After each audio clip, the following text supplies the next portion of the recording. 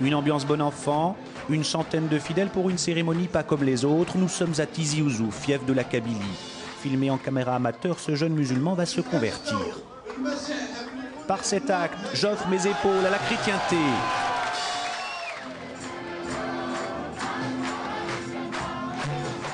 Sous les you-you d'encouragement, le baptême, censé introduire le fidèle de plein pied dans la foi chrétienne. Le voilà chrétien. Nous sommes un vendredi, jour de prière musulmane, mais ceux-là ont fait un tout autre choix.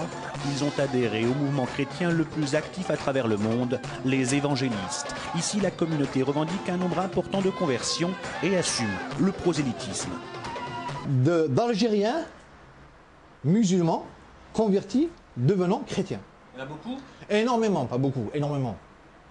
Il y a eu 50 mosquées à Tizi Ouzou et 20 mosquées à Béjaïa qui ont été vidées à cause des conversions. Moi, ça me réjouit.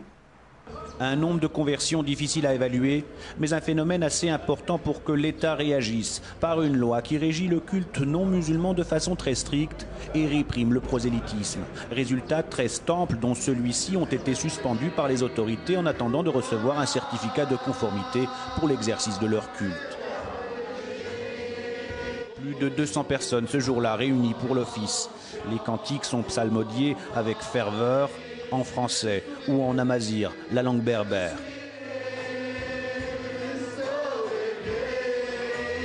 Malgré l'interdiction, le pasteur Tariq nous explique pourquoi il tient à célébrer son culte, quitte à être hors la loi. Ça date quand même des années 96, 97, et dire comme ça à des familles, à des vieilles, à des hommes âgés ou à des jeunes que voilà, tout va s'arrêter, tout s'écroule comme ça d'un coup, c'est un petit peu difficile. Donc nous, on temporise. Nous respectons l'État.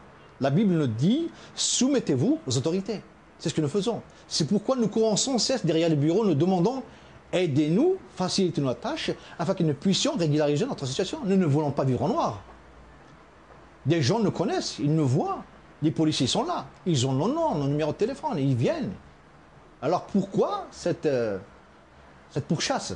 Sale temps pour les évangélistes qui rappellent que 32 petites communautés chrétiennes ne peuvent faire trembler 32 000 mosquées. Mais pour les courants les plus radicaux de l'islam, celui qui renie sa religion est passible de la peine de mort.